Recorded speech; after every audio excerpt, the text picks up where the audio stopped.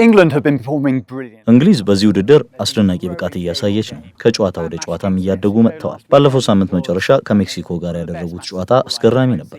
ካየኋቸው ምርጥ የእግር ኳስ ጨዋታዎች መካከል አንዱ ነው። እስከ መጨረሻው እንደሚጓዙ ሙሉ እምነት አለኝ። ሃሪኬን ማንም ሊበልጠው የማይችል ድንቅ ተጫዋች ነው። ዛሬ ምሽት የሚደረገውን ጨዋታ በጉጉት እየጠበቅኩኝ ነው። እንግሊዝ ኖርዌይን ማሸነፍ የምትችል ይመስለኛል። ኖርዌይ ድንቅ ቡድን አላቸው፣ ብርቱ ተፎካካሪም ናቸው። ነገር ግን የኛ ቡድን በጣም በጥሩ ሁኔታ እየተናበበ ነው። እንዲሁም ጥቂት በጣም ጎልተው የሚታዩ ኮከብ ተጫዋቾች አሉን። ስለዚህ ድሉ የኛ የሚሆን ይመስለኛል።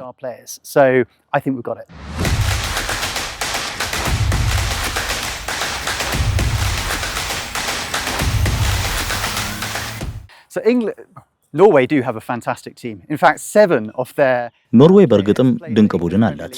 እንዲያውም 7 የሚሆኑ ተጫዋቾቻቸው በእንግሊዝ ፕሪሚየር ሊግ ክለቦች ውስጥ ይጫወታሉ። ስለዚህ ከምርጦቹ ጋር ነው የተማሩት። ነገር ግን ይህ ጨዋታ ሙሉ በሙሉ በቡድን ስራ ላይ የተመሰረተ የሚሆን ይመስለኛል። ጨዋታው የሚወሰነው ቡድኑ በጋራ በመስራት ለኮከብ አጥቂዎቻችን በተለይም ለሃሪኬን ኳስ ማድረስ በመቻል ላይ ነው። ማጥቃት ላይ ትኩረት ካደረግንና ወደፊት መጫወት ከቻልን የምናሸንፍ ይመስለኛል።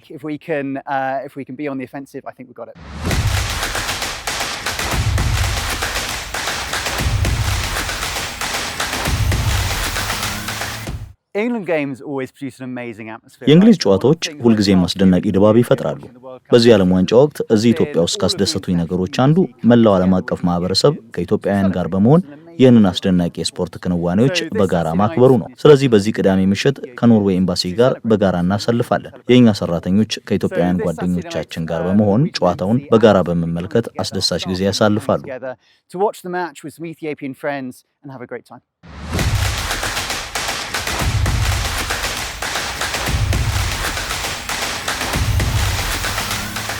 2-1 to England.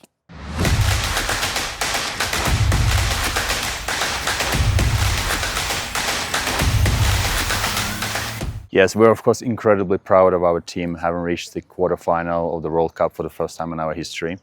በእርግጥ ቡድናችን በታሪኩ ለመጀመሪያ ጊዜ ለዓለም ዋንጫ ሩብ ፍጻሜ በመድረሱ ወደር የሌለው ኩራት ይሰማናል። ይህ ለኖርዌይ በኳስ ታሪኳ ትልቁ ስኬት ሲሆን በኖርዌይ የስፖርት ታሪክም ውስጥ ደግሞ ከታዩት ታላላቅ ስኬቶች አንዱ ነው። ስለዚህ በጣም ኮርተናል። ለዛሬው ጨዋታም ሙሉ በሙሉ ዝግጁ ነን። ሁለቱም ቡድኖች እስካሁን በመጓዛቸውና እዚህ ደረጃ ላይ በመድረሳቸው እጅግ በጣም ጥሩ ስራ ሰርተዋል ብዬ አምናለሁ። ለኛ የመጨረሻው የዓለም ዋንጫ ተሳትፏችን ከ28 ዓመታት በፊት ነበር። ያኔም ቢሆን ጠንካራ ተጋጣሚዎችን ማሸነፍ ችለን ነበር። አሁን ደግሞ ታሪክን እየደገምን ነው። ስለዚህ ዝግጁ ነን። በጉጉትም እየጠበቅነው እንገኛለን። ጨዋታውን ድላችንን እያከበርን ያለነው የቡድናችንን ውጤቶች በማህበራዊ ሚዲያዎቻችን ላይ በትትና በማጋራትና ሁሉም ሰው ለኖርዌይ እንዲደግፍ ከኛ ጋር አብሮ መቅዘፉን እንዲቀጥልና ወደፊት እንድንራመድ እንዲረዳን በመጋበዝ ነው። Rowing with us and help us to advance.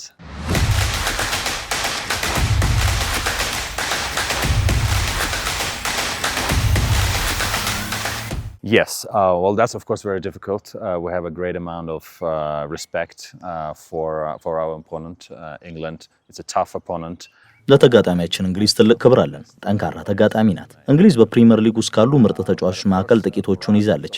ነገር ግን ለኛም ቢሆን የግል ተሰጥኦና ቡድኑ የገነባው ጠንካራ የቡድን መንፈስ ልዩ ጥምረትን ይዘናል። በጀርመን፣ በስፔን፣ በፖርቹጋልና በፕሪሚየር ሊግ ውስጥ ባሉ ታላላቅ ክለቦች ውስጥ የሚጫወቱ ምርጥ ተጫዋቾች አሉ። የፕሪሚየር ሊጉን ዋንጫ ያነሳው የአርሰናል አምበልና መሪ የሆነው ማርቲን ኦዴጋርድ አለን። ይህ ደግሞ ለአንዳንድ ኢትዮጵያውያንና ለአፍሪካውያን ልብ በጣም ቅርብ የሆነ ይመስለኛል። እንዲሁም በፕሪሚየር ሊግ ውስጥ ካሉ ምርጥ አጥቂዎች አንዱ የሆነው ሃላንድ አለን። ስለዚህ በዚህ ቡድን በጣም ሩቅ መጓዝ የምንችል ይመስለኛል። ነገር ግን እዚህ ላይ ማስመር የምፈልገው ነገር ቢኖር እዚህ ያደረሰን የማጥቃት ክፍላችን ብቻ አይደለም። አሁን የሀገራችን ጀግና የሆነውና ባለፉት ጨዋታዎች አስደናቂ ብቃቱን ያሳየው ናይላንድ የተባለ ድንቅ ግብ ጠባቂም አለን። እንዲሁም ጠንካራ የመከላከልና ጠንካራ አማካይ ክፍልም አለን። ስለዚህ የኛ ታክቲክ መረጋጋትና መቅዘፋችንን መቀጠል ይሆናል። ተስፋ አደርጋለሁ ሶስቱ አናብስቶቹን በሆነ መንገድ መቆጣጠር እንደምንችል። ጨዋታው ለምሳሌ በእንግሊዙ ዴክላን ራይስ እና በኖርዌዩ ማርቲን ኦዴጋርድ መካከል የሚደረግ ታላቅ የአርሰናል የቡድን አጋሮች ግንኙነት ይሆናል። እንዲሁም ጁድ ቤሊንጋም እና ኤርሊንግ ሃላንድ በቦሩሲያ ዶርትሙንድ የነበራቸውን ጊዜ ያስታውሳሉ። ሌላው ተጨማሪ አስደሳች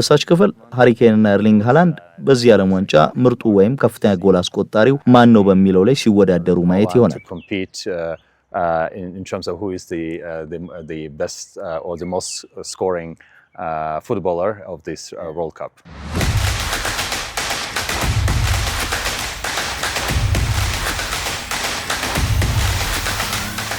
Yes, well, ቀደም ሲል እንደገለጽኩት ውጤቶቻችንን በማህበራዊ ሚዲያ ላይ እንለጥፋለን። እንዲሁም የአካባቢው ደጋፊዎች በሙሉ እኛን መደገፋቸውንና ከኛ ጋር መቅዘፋቸውን እንዲቀጥሉ እናበረታታለን። እናም ተስፋ እናደርጋለን ይህ እስከ ፍጻሜው ድረስ እንድንጓዝ ይረዳናል።